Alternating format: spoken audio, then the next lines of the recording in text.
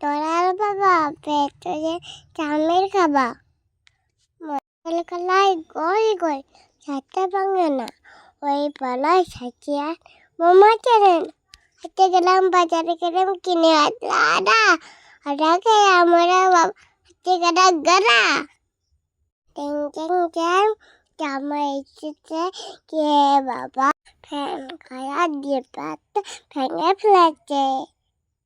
খেয়েছি পিছে ফেলেছি খোলা দাঁত খোলাছি খোলা উড়ি মা ওরা ফুটু নাম লিখেছে ছোলা এ এ দেবো কেন মরে যাবে টাটা।